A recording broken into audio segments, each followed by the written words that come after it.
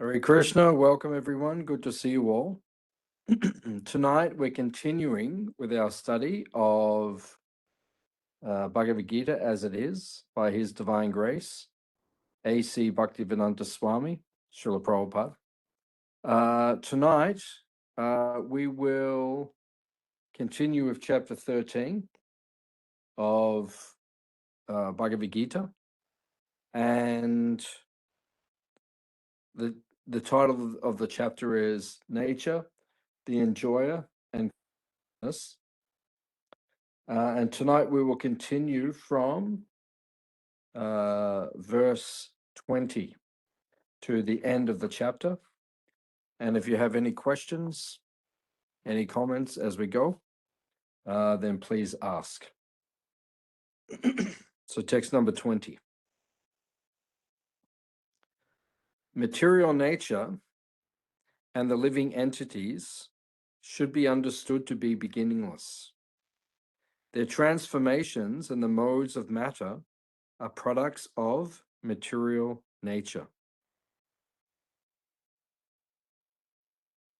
So these verses, from verses 20 to 27, the ones we're about to read, are discussing where Krishna is explaining about Prakriti and Purusha. If we go back to the introduction of the Bhagavad Gita, Prabhupada mentions there are 5 subject matters in the Gita. So there's Kala, Kama, Jiva, Prakriti, and Ishvara, or Purusha. So now Purusha and Prakriti will be discussed by Krishna. So material nature and the living entities should be understood to be beginningless. Their transformations and the modes of matter are products of material nature. So the living entity is beginningless, and the Lord is beginningless. However, the Prakriti, which means the material energy, it is also beginningless in the sense that it is the energy itself lasts continuously or perpetually, right? It lasts forever. However, the forms which are created with that material energy, they are temporary because they manifest and they unmanifest. Right? So the material energy, the actual energy which makes up this world, like the energy which we experience in this world, it is eternal, but all of the energy transforms. The forms perish and are once again created. So nothing lasts perpetually in this material world. So Prabhupada explains in the purport, both material nature and the jiva are eternal. The material manifestation is from the energy of Krishna, and so are the jivas, but the jivas are of the superior energy. So the jivas are considered superior to material nature because material energy is lifeless, it is devoid of life, unless the jiva or the Lord enter into it and stimulate it. So therefore, the jiva is considered to be superior to this material nature. Material nature was absorbed in Mahavishnu, and when it was required, it was manifested by the agency of Mahatattva. Similarly, the jivas are also in him, and because they are conditioned, they are averse to serving Krishna. Thus, they are not allowed to enter the spiritual sky. But with the coming forth of material nature, these jivas are again given a chance to act in the material world and prepare themselves to enter the spiritual world. That is the mystery of this material creation. So Prabhupada is giving a very succinct understanding of the jiva's position in this material world. The jiva in this material world is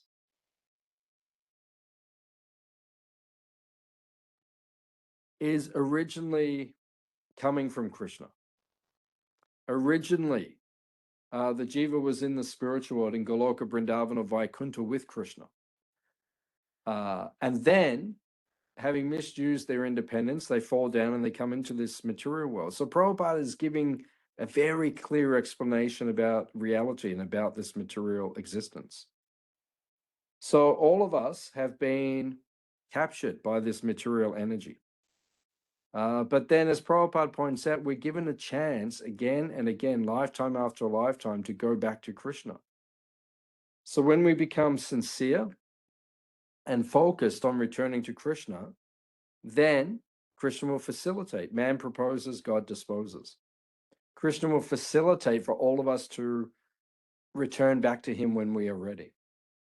So that is the position of the living entity in this material world. We don't have to stay in this material world. We choose to stay in this material world. So Prabhupada gives a very clear, very direct understanding. Prabhupada says in the purport, by the knowledge given in this chapter, one can understand the body, the field of activities, the knower of the body, the jiva and the supersoul. The jiva that is enjoying the activities of the body is the Purusha. The supersoul and the jiva are different manifestations of Krishna. The jiva is his energy, and the supersoul is his personal expansion.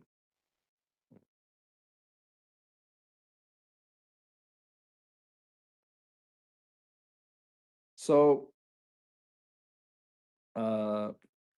Krishna or Prabhupada is explaining here the absolute truth.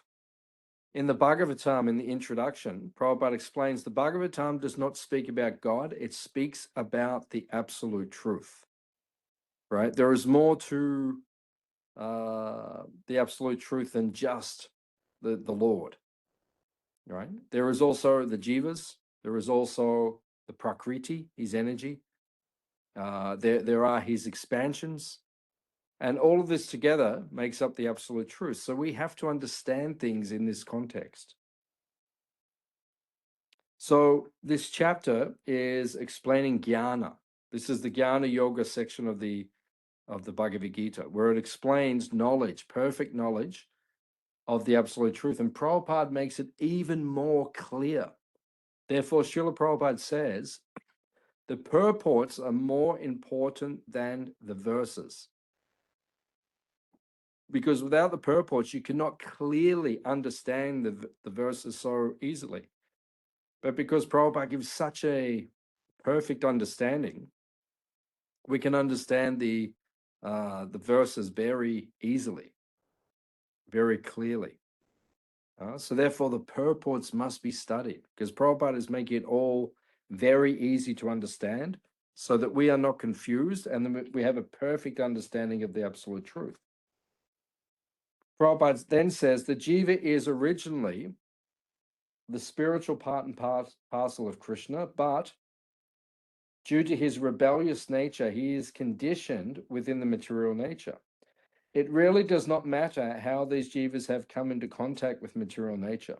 Krishna knows, however, how and why this actually took place. Those attracted by this material nature are undergoing a hard struggle for existence. But we should know with certainty that all the transformations and influences of material nature by the three modes are also productions of material nature.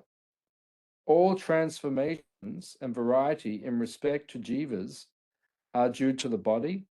As far as spirit is concerned, jivas are all the same. So Prabhupada makes it very clear. Why are we in this material world? Because of our rebellious nature. All of us have a rebellious nature. We like to rebel. We like to be rebels. And because we have that rebellious nature, we fall away from Krishna. Right? Krishna does not want us to come to this material world, but we choose to, because we rebel against his desires. So Krishna knows why we are here and why we're attracted to this material world and why we are struggling. And he wants us to come back to him. And he sees us as the pure spiritual spark. We identify with the body. So we think we're man or woman or human or animal, or we identify with the body. Whereas Krishna sees the spiritual spark, and he attempts to facilitate all of us coming back to him, because that is his desire, that we return back home, back to Godhead. Text number 21. Nature is said to be the cause of all material causes and effects, whereas the living entity is the cause of the various sufferings and enjoyments of this world.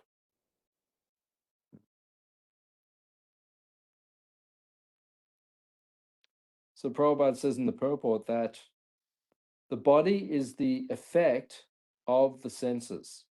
The senses are instruments for glorifying desire. The body and instrument senses are offered by material nature, and the jiva is blessed or damned with circumstances according to his past desire and activity. Once placed in some particular type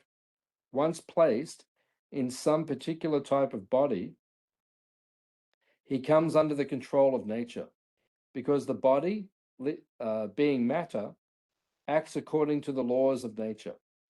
At that time, the jiva has no power to change that law. Krishna is so kind that he accompanies the jiva in all circumstances as the Paramatma.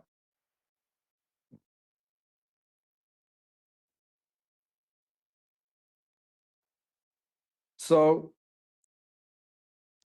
we desire to be separate from Krishna, and then Krishna gives us the body according to our desire to be separate from him. Now, according to our previous karma, we have acted piously or impiously. So sometimes, because we act piously or impiously, then because of that action, we receive particular types of bodies. Right? So sometimes we have a pious body, sometimes we have an impious body. Sometimes we have a body which is considered to be beneficial, and sometimes we have a body which is unbeneficial. So we have different types of bodies according to our nature. So therefore, all of us, because we have various types of karma and we've performed various activities, we get a body according to the way we have acted previously. And then, as Srila Prabhupada points out, Krishna accompanies the jiva, right, as the supersoul.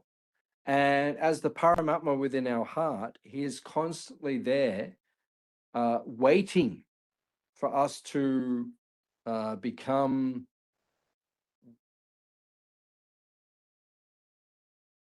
he's waiting for us to become introspective once again, because at this point in time we are considered to be extroverted jivas. We're extroverted, so we're always looking outside, right? We're always looking for pleasure outside of us, in this world of sensual pleasure.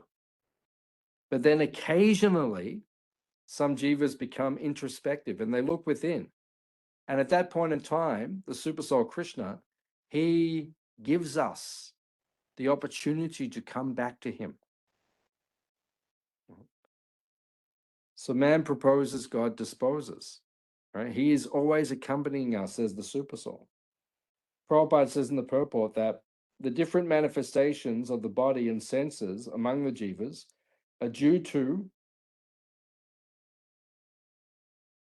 material nature. They arise from the different sensual pleasures of the jiva, who thus desires to live in this body or that. His material happiness and distress are due to his body and not to himself as he is. In his original state, there is no doubt of enjoyment. Therefore, that is his real state. Because of the desire to lord it over material nature, he is in the material world.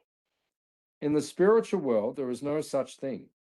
The spiritual world is pure, but in the material world, everyone is struggling hard to acquire different kinds of pleasures for the body.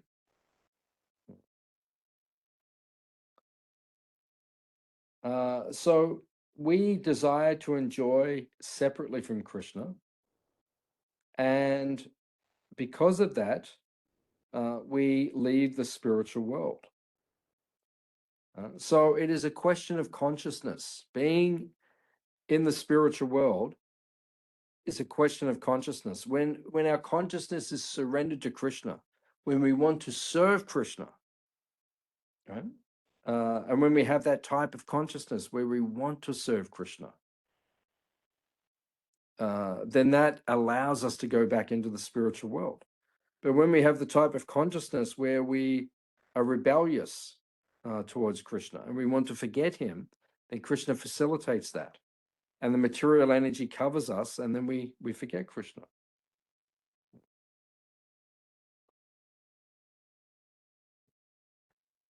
Text 22, the living being, the living entity in material nature thus follows the ways of life, enjoying the three modes of nature. This is due to his association with that material nature. Thus he meets with good and evil among various species. So Prabhupada explains in the purport how he is put into such different bodies is explained here. It is due to association with the different modes of nature. One has to rise above the three modes and become situated in the transcendental position. That is Krishna consciousness. Unless one is in Krishna consciousness, his material consciousness will oblige him to transfer from one body to another because he has material desires since time immemorial. But he has to change that conception. That change can be effected only by hearing from authoritative sources. The jiva, if he submits to this hearing process, will lose his long-cherished desire to dominate material nature.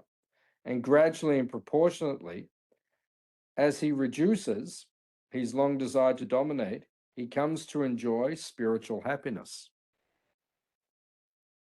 As he becomes learned in association with Krishna, he proportionately relishes his eternal blissful life. So Prabhupada is explaining here that due to the association of the three modes of material nature, we forget our original constitutional position as Krishna's servant. And then we have to pass through one body after another.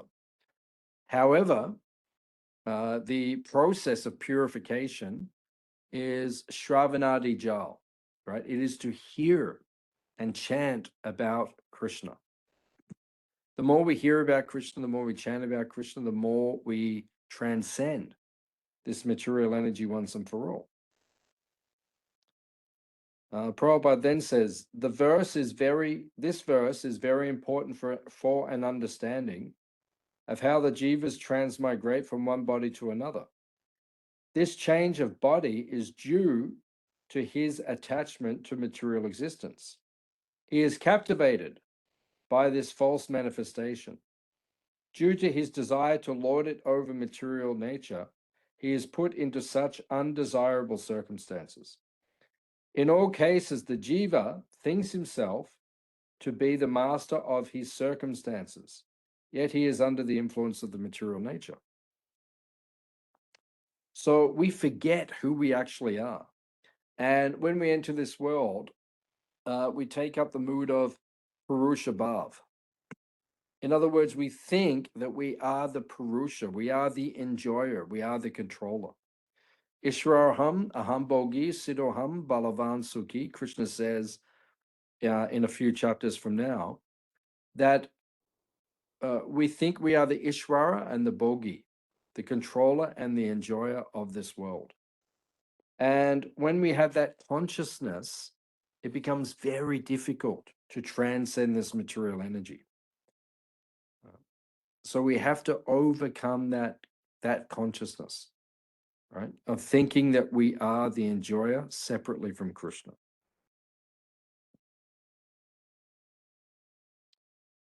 Text number 23.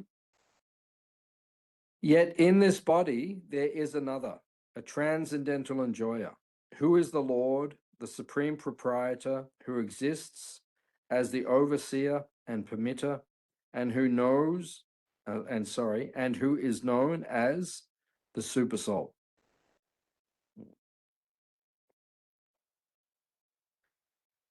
Prabhupada says in the purport, as long as he is conditioned by the material energy, the Paramatma, as his friend, stays with the jiva, just to get him to return to the spiritual energy. Krishna is always eager to take him back, but due to his minute independence, the jiva is continually rejecting the association of spiritual light. This misuse of independence is the cause of his material strife in the conditioned nature. The Lord, therefore, is always giving instruction from within and without. Thus, the intelligent person who places his faith in the Paramatma begins to advance toward a blissful eternal life of knowledge.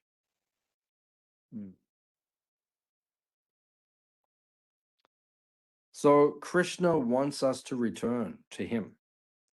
And in order to facilitate that, Krishna facilitates, or he creates this material world in such a way that it will make us suffer. Right? All of us are suffering within this material world. Right? We're all going through so many difficulties in this material world. Now, because we're going through all the difficulties, these difficulties, dukhalayam shashvatam, Krishna says in the Gita, because of the difficulties in this world, it becomes an impetus for us to surrender to him.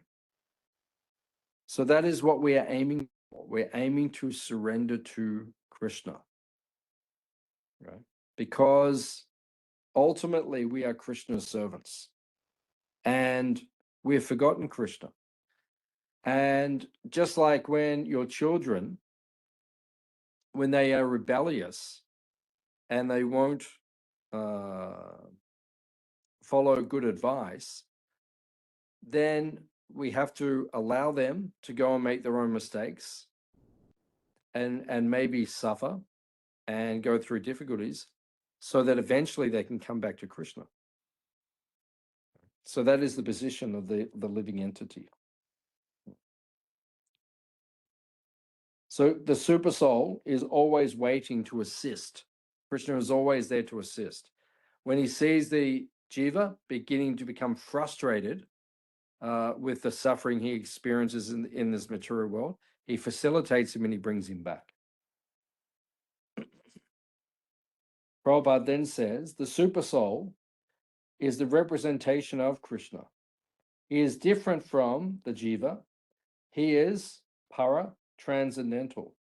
The jiva enjoys the activities of a particular field, but the super soul is present not as the finite enjoyer, but as the witness, overseer, permitter, and the supreme enjoyer. The Paramatma has legs and hands everywhere, but the jiva does not. Without the sanction of the Paramatma, the Jiva cannot do anything. The Jiva is Bhukta, or the sustained, and the Lord is Bhakta, the maintainer. There are innumerable Jivas, and he is staying in them as a friend. So, the Paramatma, who is situated within our heart, who is traveling with us through this material existence, it is described here that he is the witness, the overseer, the permitter, and the supreme enjoyer. So he witnesses everything we're going through, he oversees it. Krishna says, I'm situated in the heart of all the living entities, directing their wanderings. So he directs our wanderings.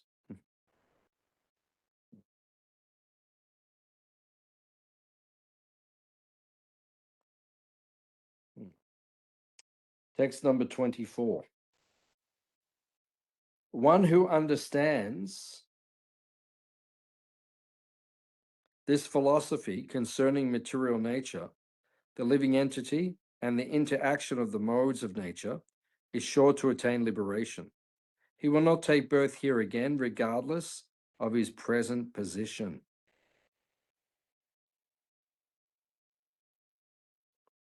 So it's very interesting, this point, that if we understand this philosophy and how we are bound by the modes of nature in this material world, we will not take birth here again, but we will rise above this material energy.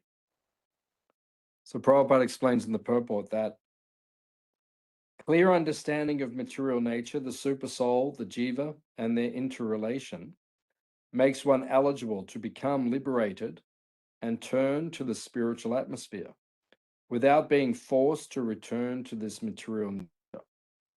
This is the result of knowledge. The purpose of knowledge is to understand distinctly that the jiva has by chance fallen into this material existence.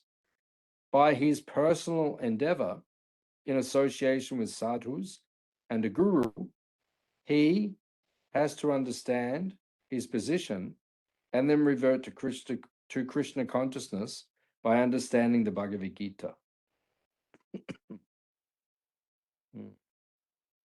So Prabhupada said, this is the result of knowledge. When we have knowledge, jnana, divya gyan, Hride prakashito, Narottam Das Thakur says, spiritual knowledge illuminates the heart, illuminates the consciousness, Hridaya. So when we receive spiritual knowledge, we understand that we are not material. We understand that we are spiritual. And we begin to act on that platform, that we are spiritual by nature. We are spiritual in essence.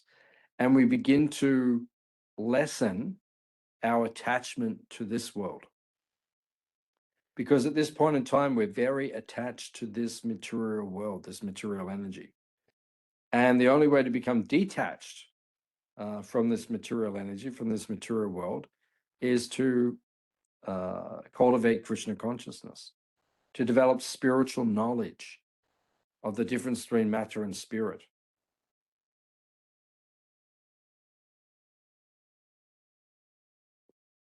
Text number 25. Some perceive the supersoul within themselves through meditation. Others through the cultivation of knowledge, and still others through working without fruitive desires.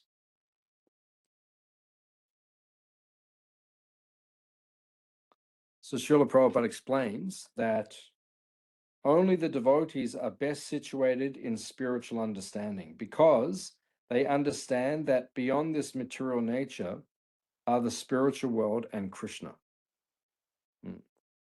Prabhupada was in Paris in the early 70s, and he installed the deities in Paris, whose names are Radha,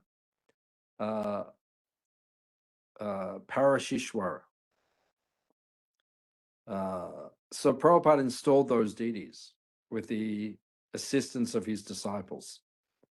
And when Prabhupada had installed the deities, he then went and sat down and gave a lecture.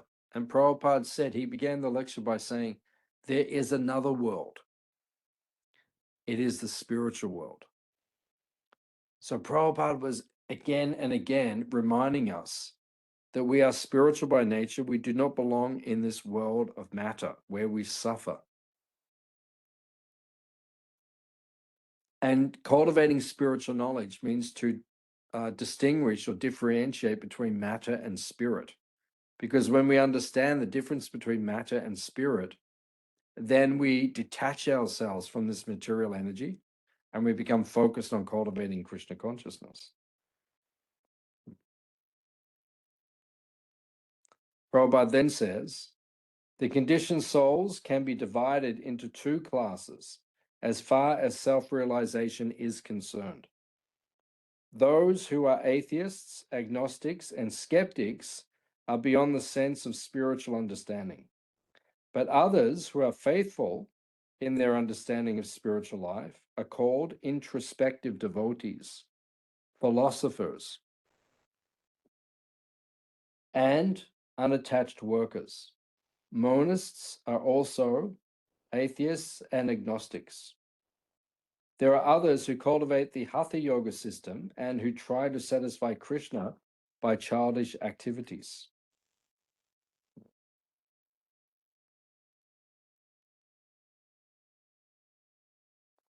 So Krishna has clearly explained in the first part of the Bhagavad Gita, sorry, in the middle part of the Bhagavad Gita, Krishna has clearly explained that the process of reaching him is Bhakti Yoga. As he says at the end of the Gita, Bhaktya mam abhijanati yavanyas chasmi tattvataha. Krishna says, only by bhakti, only by devotion can I be known, can I be understood. Right? It is only by devotional service that I can be understood. So Krishna clearly explains this. Only by devotion, only by bhakti can he be understood.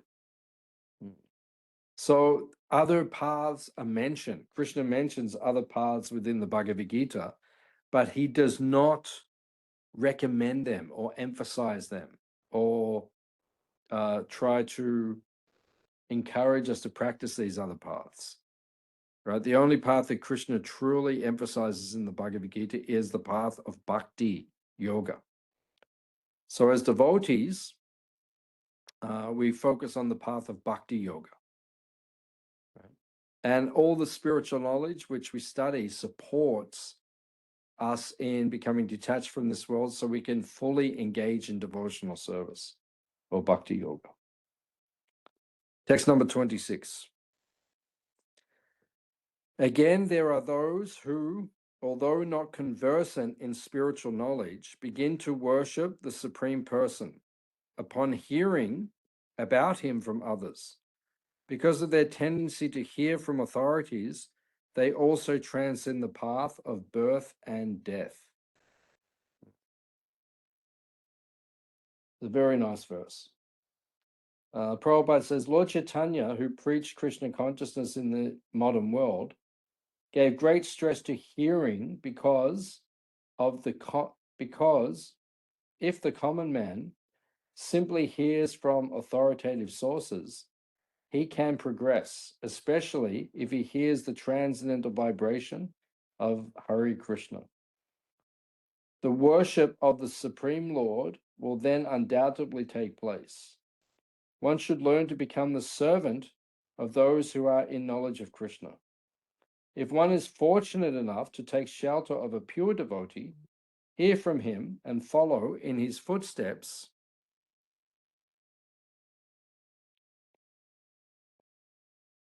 one will be gradually elevated to the position of a pure devotee. So Prabhupada is pointing out that we need to hear about Krishna. This is what Krishna is emphasizing in the Bhagavad Gita. To hear from authorities. Then this is the process. We're very fortunate.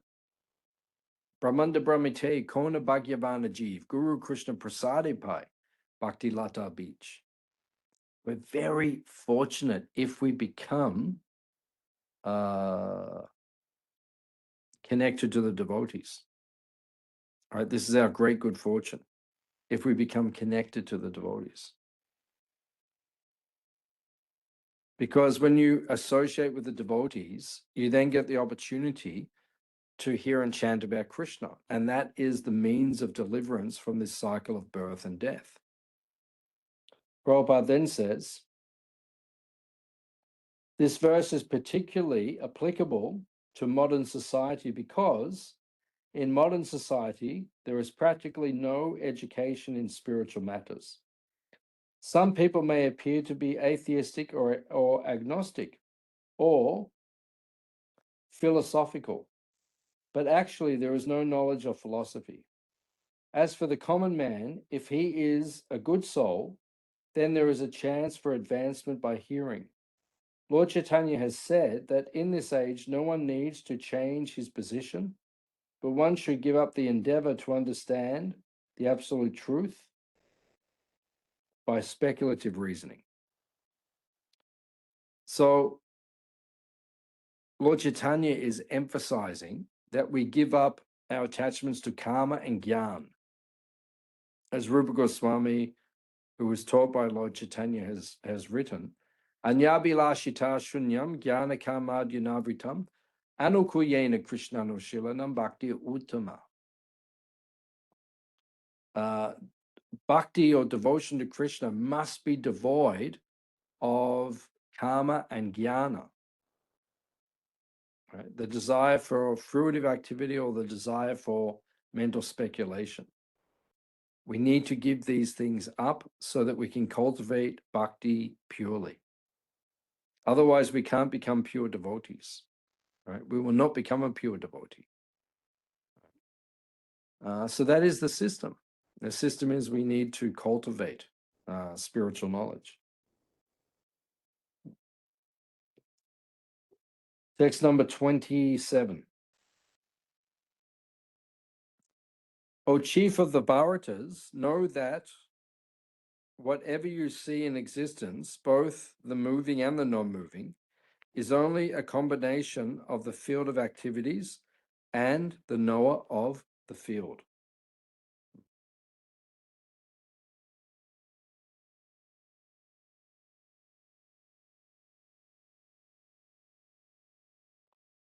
So Prabhupada explains here that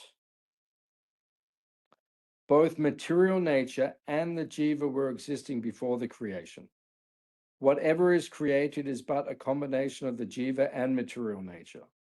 Without the touch of the jiva, nothing can grow. The relationship between material nature and spiritual nature is eternally going on. And this combination is affected by the Supreme Lord. Therefore, he is the controller of both the superior and inferior natures. The material nature is created by him, and the superior nature is placed in this material nature. And thus all these activities of manifestation, all these activities and manifestations take place. So the material nature and the jivas were existing. And now we are identifying with the material energy. So this is how we extricate ourselves from this material energy. By understanding we are not the body. That's why Krishna emphasizes in the beginning of the Gita. That's why Prabhupada drove home this point continuously. You are not the body. You need to transcend this material energy.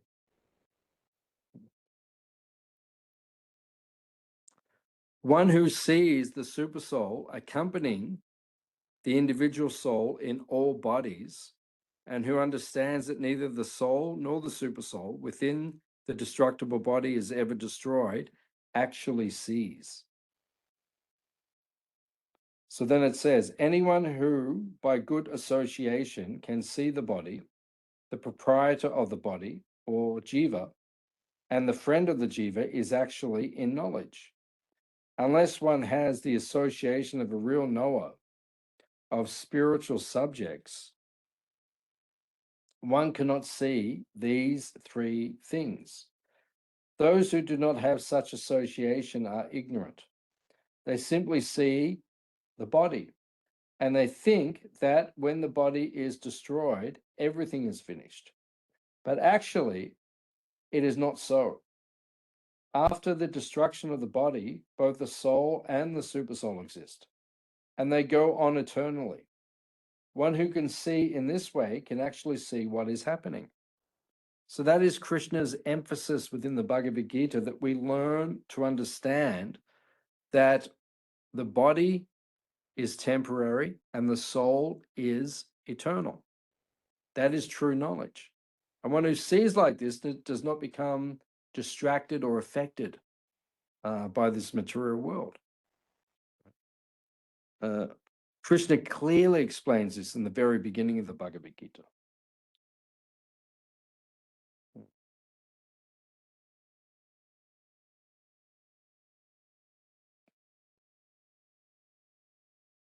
Text number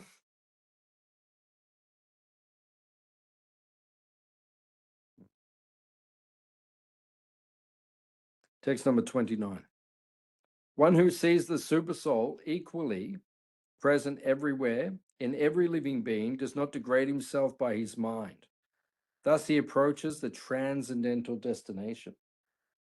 And Prabhupada says the jiva, by accepting his material existence, has become situated differently than in his spiritual existence.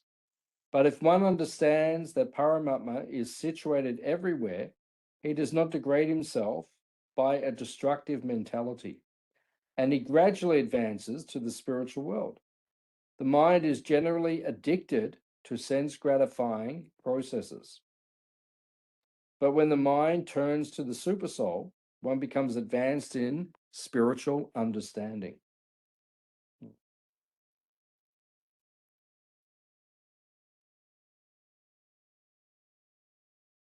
So we have forgotten our original spiritual nature. You know, one time Prabhupada arrived, I think it was in London, or it may have been Australia. You know, he arrived at the airport, and the reporters, they came to receive Prabhupada. And they said, why have you come to our country? And Prabhupada said, I have come to teach you that which you have forgotten. Because all of us have forgotten Krishna. Therefore, we are given the opportunity to remember him again, to wake up and to understand our spiritual nature. So it is being described here. The jiva has become situated in this material existence, and we have forgotten who we actually are. So the Bhagavad Gita is spoken to our buddhi, to our intelligence, to wake us up so that we can understand who we are once again and to begin to act on the spiritual platform by performing devotional service.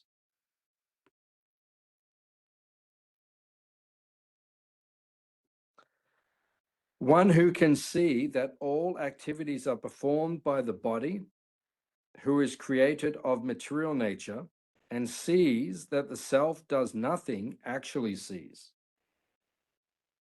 So Prabhupada explains, the body is made by material nature under the direction of the supersoul. And whatever activities are going on in respect to one's body are not his doing.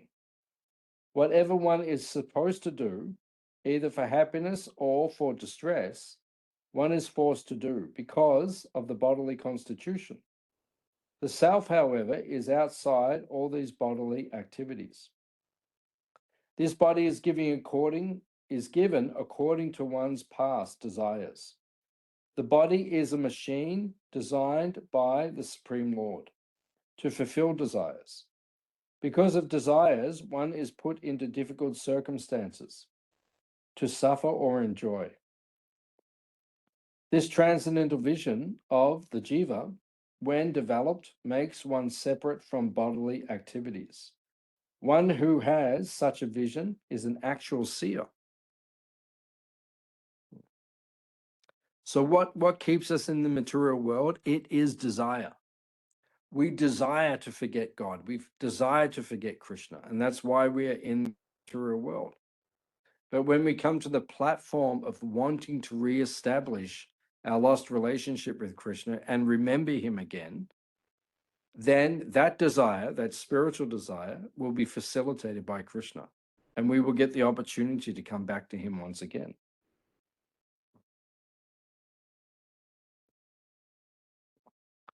When a sensible man ceases to see different identities due to different material bodies, and he sees how beings are expanded everywhere, he attains to the Brahman conception. Prabhupada says, when one can see that the various bodies of jivas arise due to different desires of the jiva and do not actually belong to the supersoul itself, one actually sees. Material differentiation is due to a material conception of life. After the destruction of the material body, the spirit soul is one, being freed from differentiations.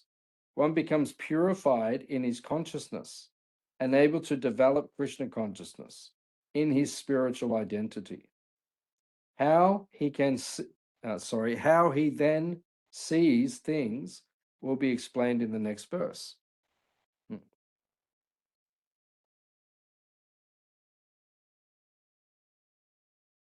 So in this world, there is material differentiation. So this is avidya. Just like we see now, there is conflict in the world. This is due to avidya or conflict, which is based upon seeing differentiation. Because one who is spiritually evolved, he becomes Pandit Samadarshana. He sees the living entities equally.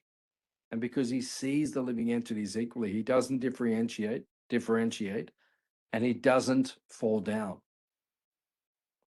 Whereas the living entities who continuously differentiate and see duality, they fall down and they become bound up by this material world. Those with the vision of eternity can see that the imperishable soul is transcendental, eternal, and beyond the modes of nature. Despite contact with the material body, O Arjuna, the soul neither does anything nor is entangled. Prabhupada says, a jiva appears to be born, but actually the jiva is eternal. He cannot be destroyed by nature. He is full of bliss. The activities performed due to his contact with material bodies do not entangle him. So just because of our ahankara or false ego, that is the bridge or the way that we contact this material energy. Factually, we have no contact with this material energy, but because we identify under the influence of false ego with this body, then the material energy captures us.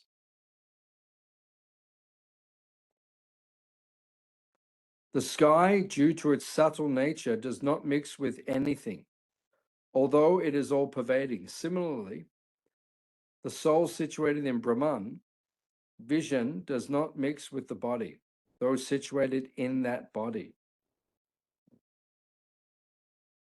So Prabhupada says the jiva, even though situated in varieties of bodies, is aloof from them due to his subtle nature.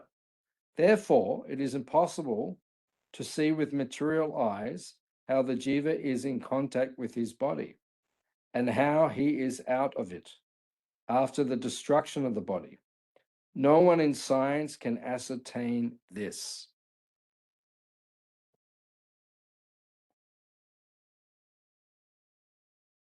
So we understand that when the soul leaves the body, it is just the body which perishes. The soul does not die. It lives on eternally. One who does not have knowledge, he cannot understand this, as Prabhupada points out.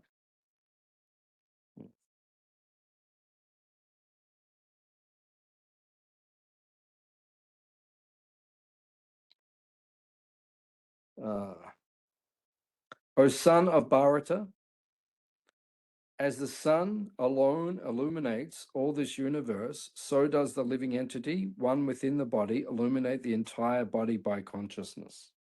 And Prabhupada says, when the soul is present in the body, there is consciousness all over the body. And as soon as the soul has passed from the body, there is no more consciousness. This can be easily understood by any intelligent man. Therefore, consciousness is not a product of the combinations of matter.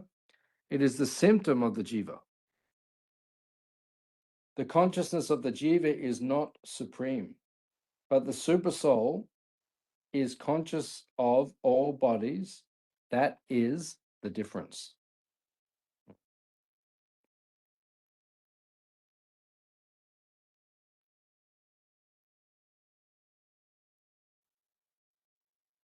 And the final verse for this chapter.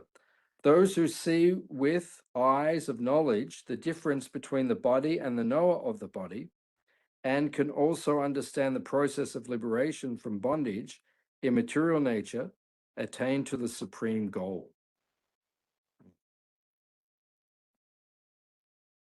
So Prabhupada explains, one who can see that the constitution of the whole material manifestation as a combination of the soul and the 24 material elements, and can also see the situation of the Supreme Soul, becomes eligible for transfer to the spiritual world.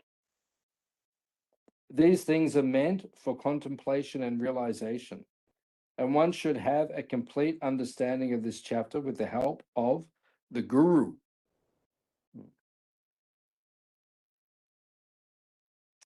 So that is the position of the Guru. Right? The Guru is there to help us to understand our eternal relationship with Krishna, to remind us that the body is temporary, the material energy is temporary, we are different from it, and we are meant to serve Krishna. So I'll stop here. Are there any questions, any comments on what we discussed?